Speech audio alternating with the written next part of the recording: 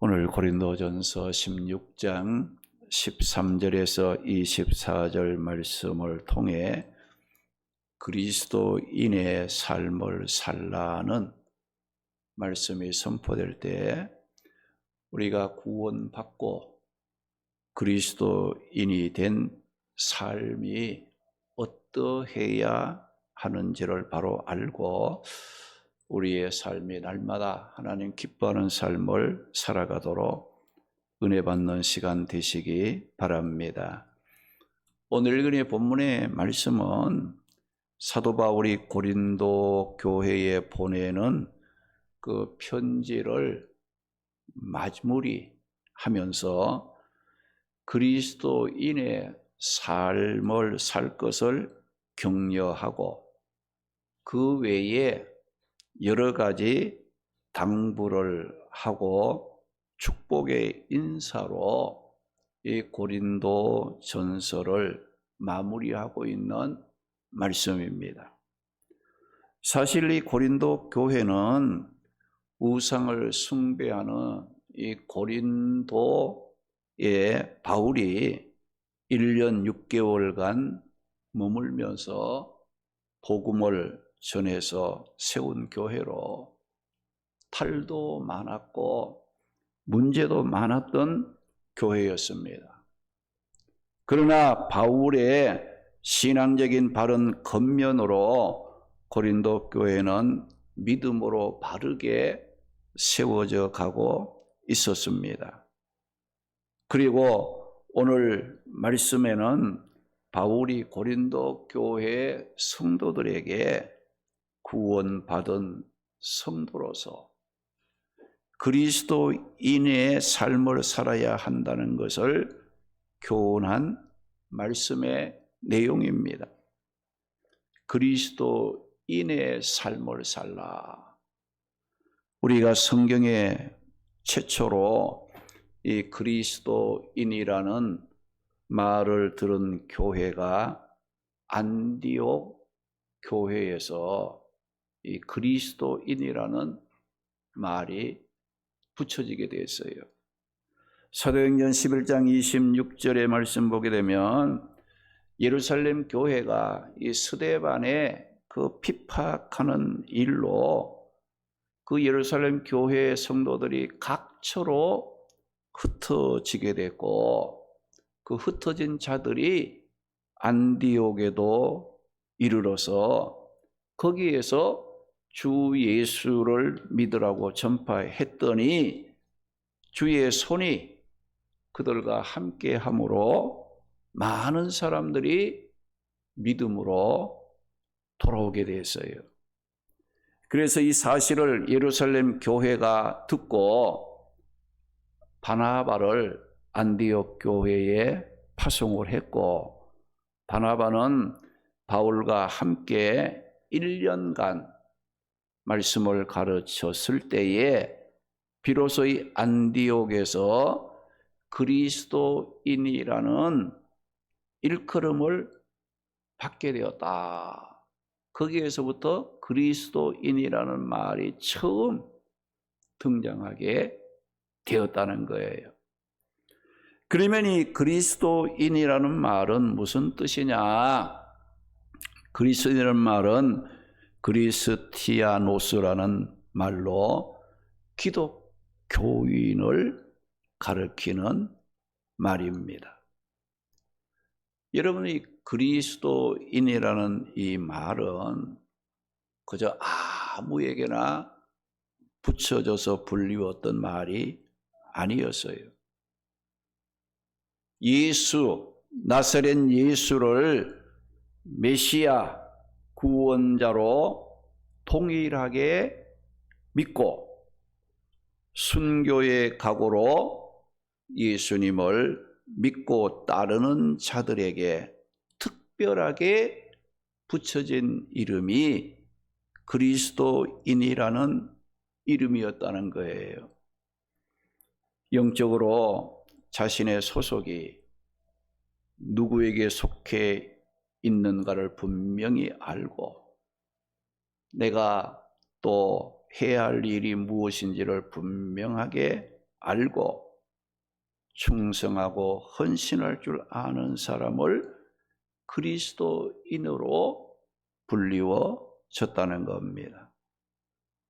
다시 말하면 교회에 왔다 갔다 하는 사람한테는 그리스도인이라는 이름을 절대로 붙일 수가 없어요. 그저 기분 좋으면 왔다가 기분 나쁘면 자꾸 믿음이 흔들렸는지 이런 사람을 가르쳐서 그리스도인이라 부르잖아요. 이 그리스도인이라는 이 말은 교회 안에서 불리워졌던 말이 아니고 교회 밖에 예수님을 믿지 않는 사람이 예수 믿는 사람들을 보고 그리스도인이다, 그리스도인이다 이렇게 불리워졌던 이름이에요. 믿지 않는 사람이 교회 다니면서 예수 믿는 사람들을 볼 때 정말 저 사람은 예수에 미친 사람이야. 예수님 아니면 못 사는 사람이야. 예수님 믿는 일이라면 물불을 가리지 않고 생명을 걸고라도 믿음을 지키는 사람이라 이것을 본 사람들이, 세상 사람들이 야, 저 사람은 그리스도인이야 이렇게 붙여졌다는 거예요. 오늘 우리 안에서 믿는 사람들끼리 그리스도인이야, 그리스도인 이렇게 붙여진 게 아니에요. 교회 밖에 예수를 모르는 사람들이, 교회 다니는 사람들이 얼마나 열심히 믿음 생활하고 얼마나 정말 주의 일을 위해서 헌신하는지, 야, 저 사람 참 미쳤다, 미쳤어, 예수님에게 미쳤구나 이런 것으로 비춰졌을 때에 믿지 않은 사람들이 안디옥 교회 성도들에게 붙여진 이름은 자, 저 그리스도인이다. 그 당시에 그리스도인이란 이 말은 좋은 말이 아니에요. 듣기 좋은 말이 아니에요. 저 예수쟁이야, 예수쟁이. 저 사람 예수쟁이야. 예수님에게 미친 사람이야. 이런 소리거든요. 그러니까 그 소리 여러분들 듣는 것이 어떤 면에는 좋기도 하지만 여러분들 내가 저기 지나가는데 안 믿는 사람이 저 사람 예수쟁이야, 예수님 미쳤어 이런 말 자꾸 하면 기분이 좋습니까? 좋을 수도 있지만 기분 나쁠 수도 있는 말이에요. 그러니까 이 그리스도인이라는 이 말은 교회에 나온다고 해서 아무에게나 붙여져서 불리워졌던 이름이 아니었다는 겁니다. 우리 교회의 성도들은 사람들로부터 불리워질 때에 그리스도인 누구누구 집사, 그리스도인 누구누구 권사, 그리스도인 누구누구 안수집사, 그리스도인 누구누구 장로 이렇게 불리워질 수 있기를 소원합니다. 할렐루야. 누구누구 집사보다는 그리스도인 누구누구 집사님 이렇게 불리워지는 신앙생활을 할 수 있는 자가 되었으면 좋겠다는 거예요. 그러면 그리스도인의 삶은 어떤 삶이 되어야 하는지 오늘 이 본문의 말씀을 따라가면서 삶의 방향을 찾고 함께 은혜를 나누도록 하겠습니다. 그리스도인의 삶은 모든 일을 사랑으로 행하는 삶입니다. 모든 일을 무엇으로 행하는 삶이라고요? 사랑으로. 누가? 그리스도인 된 자들의 삶은 모든 일을 사랑으로 행하는 삶이다는 거예요. 오늘 본문 14절 말씀 보면 너희 모든 일을 사랑으로 행하라. 너희 모든 일을 사랑으로 행하라고 말씀했어요. 이 말씀은 바울이 문제도 많고 탈도 많았던 고린도 교회 성도들에게 결론적으로 권면한 말씀입니다. 바울의 마지막 결론적인 권면은 너희 모든 일을 사랑으로 행하라는 사랑이었다는 거예요. 그동안 이 고린도 교회 안에서 일어났던 분쟁을 비롯해서 수많은 그 여러 가지 문제들은 어디에서부터 비롯됐느냐? 모든 것이 사랑이 없음에서부터 이게 일어난 사건들이에요. 우리는 사랑의 하나님을 믿고 사랑이 핵심인 말씀을 읽고 듣고 배우고 주님의 십자가의 사랑으로 구원을 받았다고 말하면서 실제적인 삶 속에서는 어떻게 합니까? 사랑해야 할 일이 생기고 사랑해야 될 기회가 오면 사랑은 쏙 빼놓고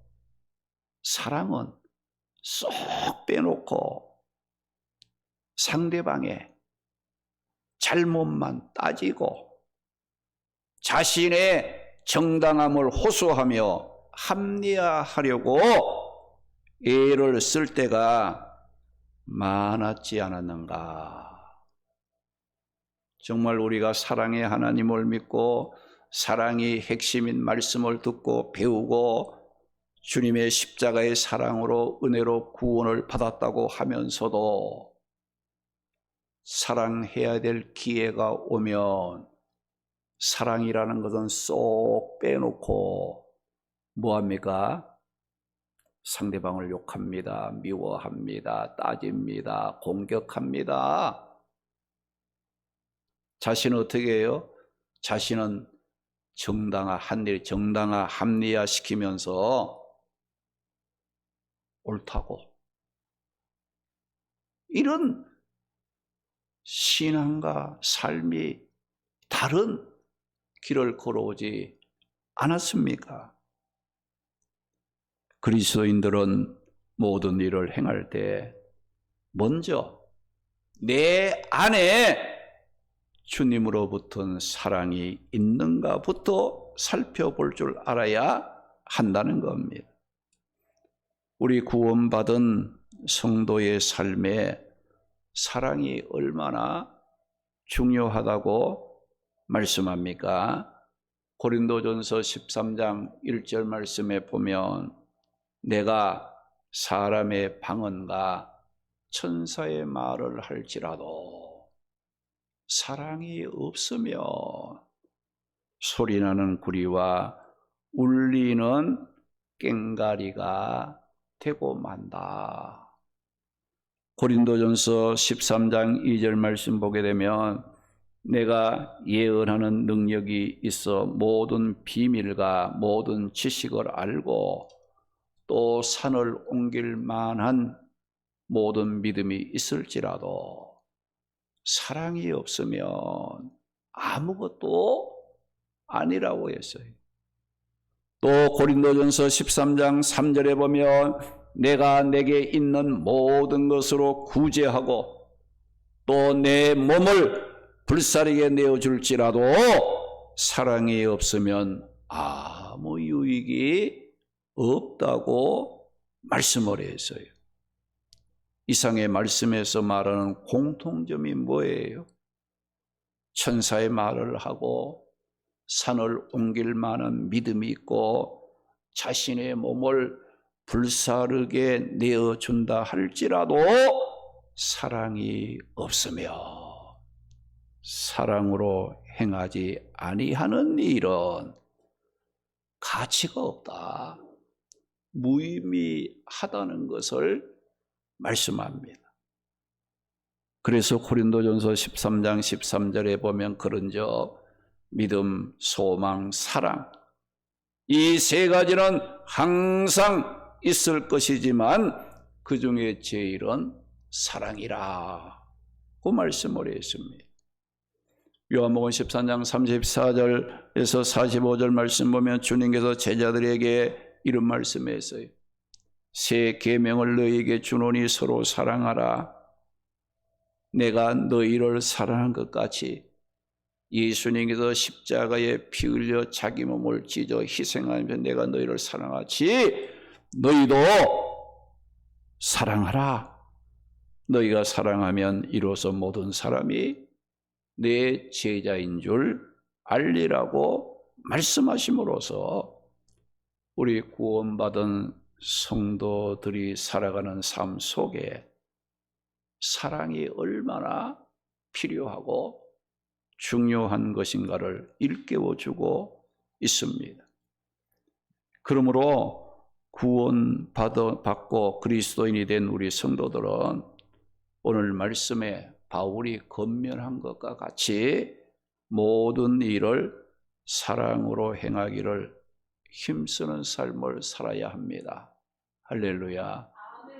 그런데 이렇게 그리스도인은 모든 일을 사랑으로 행하라고 했음에도 불구하고 사랑으로 행하지 아니하면 어떻게 될까? 사랑으로 행하라겠는데 사랑으로 행하지 아니하면 어떻게 될까? 야고보서 2장 13절 말씀에 보면 긍휼을 행하지 아니하는 자에게는 긍휼 없는 심판이 있으리라고 말씀하심으로써 긍휼이 없는 자는 긍휼이 없는 심판을 받게 된다고 말씀을 했어요. 자, 여러분이 긍휼이라는 말은 무슨 뜻인가 하니 불쌍히 여긴다, 동정한다, 자비를 베풀어 준다는 뜻으로 이 긍휼은 사랑이라는 말의 동의어 같은 맥락에 있는 거예요. 그래서 우리가 은혜로 구원받은 것을 생각하면서 상대방을 불쌍히 여겨주고 자비를 베풀어주고 동정해 주는 것은 사랑의 한 부분으로 사랑하는 것이라는 거예요. 그런데 야고보 2장 13절에 보면 긍휼을 행하지 아니하는 자에게는 긍휼 없는 심판이 있으리라고 했는데 사랑과 자비가 없이 냉정하게 행하며 사는 사람은 하나님께서도 그를 긍휼이 없는 무섭고 냉정한 심판을 하시겠다는 말씀입니다. 이 말씀 매우 무서운 말씀이라는 걸 여러분 기억하셔야 돼요. 우리가 하나님을 섬기고 또 형제들을 대할 때도 좀 넉넉한 그런 마음으로 대하시기 바랍니다. 인정머리 없게 싹싹 잘른 그렇게 하지 마세요. 우리가 옛날에 보게 되면 그 곡식을 사고 팔 때 사용하자면 말 그런 걸 사용했잖아요. 이게 그릇에다가 여러분 보세요. 팔 때는 싹 깎아서 팔고 살 때는 좀 두툼하게 좀 올라오게 이렇게 사는 그 상인들이 그렇게 하잖아요. 여러분도 남들에게 할 때는 뭐 싹싹 깎아서 이렇게 하는 경우도 있잖아요. 그런데 자기한테 하는 거는 아주 너그럽게 막 그냥 좀 고봉으로 좀 이렇게 좀 이렇게 하려는데 여러분 하나님의 앞에 대하거나 사람들 대할 때 좀 넉넉하게 대하세요. 왜 그런 거 아니? 여러분이 자꾸 싹싹 깎아서 대하면요 하나님께서도 우리를 싹싹 깎아버려. 유익이 없다 이거죠. 넉넉하게 하세요. 그럼 하나님은 또 우리를 어떻게 넉넉하게 대해주시는 거예요. 그래서 긍휼을 행하지 아니하는 자에게는 긍휼이 없는 심판이 있으리라고 말씀을 하신 거예요. 그래서 구원받은 우리 성도들의 삶은 모든 일을 사랑으로 행하는 삶을 살기를 힘써야 돼요. 때로는 이해도 해주고, 때로는 용서도 해주고, 때로는 자비도 긍휼함도 동정해주는 그런 삶을 살 줄 알아야 되는 거예요. 왜 그러냐? 내가 하나님으로부터 원수와 같은 자였지만 예수님을 십자가에 내어주는 그 사랑으로 구원을 받았잖아요. 아마 하나님이 우리 각자를 행한 대로 갚아버렸다면 다 멸망했어요. 구원받을 사람 한 사람도 없는 거야. 그런데 우리는 하나님의 앞에 몹쓸 죄를 지었고도 불구하고 하나님은 우리를 어떻게 해서요? 사랑으로 대해준 거예요. 긍휼과 자비하심으로 받을 자격이 없음에도 불구하고 넉넉한 것으로 풍성한 것으로 우리를 대해주시는 그 하나님의 사랑의 마음, 자비와 긍휼이 많으신 그 하나님으로 말미암아 우리가 구원을 받게 된 거예요. 하나님의 자녀가 되고 성도가 되고 그리스도인이 되어서 오늘도 하나님을 섬기는 믿음의 자리에 설 수 있게 되었다는 것을 항상 생각하고 모든 일들을 그 하나님의 사랑에 기초해서 보고 또 여러분들이 모든 일을 할 수 있는 자가 되어야 된다는 거.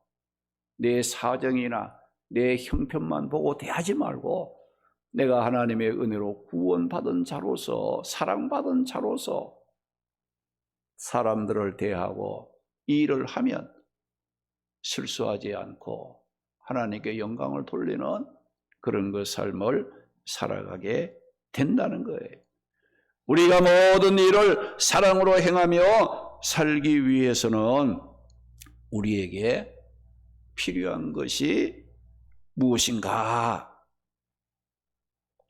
여러분, 내가 오늘부터 사랑해야지 라고 마음을 단단히 먹었다고 해서 사랑으로 행할 수 있습니까? 그래요? 야, 오늘 내가 막 그냥 그동안은 좀 사랑을 좀 부족했지만 오늘부터는 좀 사랑을 좀 넉넉하게 막 예? 원수라도 먹이고 입히고 마시고 예? 내가 좀 사랑을 좀 베풀며 살아야 되겠다 하고 막 그냥 뭐 다짐을 하고 결단을 했다고 해서 그 사랑으로 행해질 수 있느냐? 안 됩니다. 여러분들 아무리 사랑하려고 해서도 내 앞에 원수가 딱 나타나서 그럼 어떻게 해서요?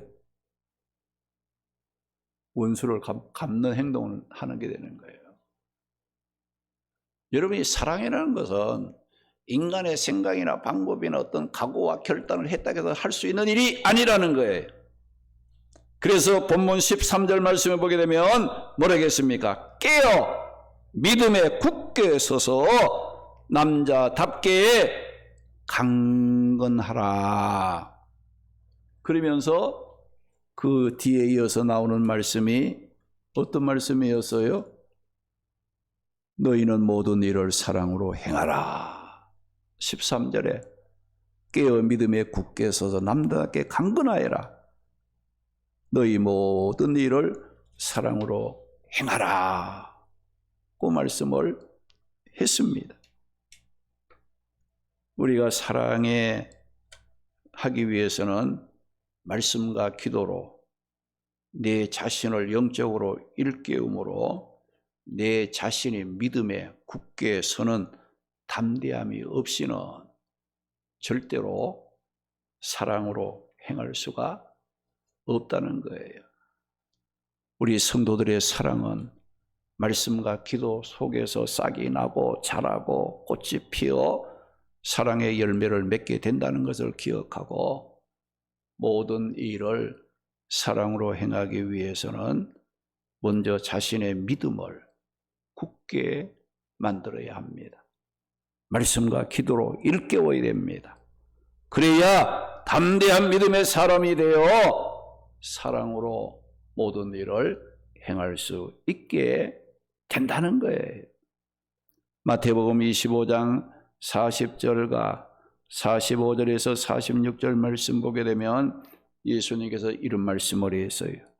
내가 진실로 너희에게 이르노니 너희가 내 형제 중에 지극히 작은 자 하나에게 한 것이, 예수님께서 말씀 곧 내게, 예수님께 한 것이요, 내 형제 중에 지극히 작은 자 하나에게 하지 아니한 것이 곧 예수님에게 하지 아니한 것이라고 말씀을 하시고 그들을 영벌과 영생에 들어가게 하셨다고 말씀을 하셨습니다. 우리 모두 하나님의 은혜와 사랑으로 구원을 받고 그리스도인이라는 축복을 받았으니 늘 깨어 믿음을 굳게 함으로 모든 일을 사랑으로 행함으로 하나님의 기뻐하는 삶을 살아가는 성도들이 되시기를 주님의 이름으로 축원합니다. 할렐루야.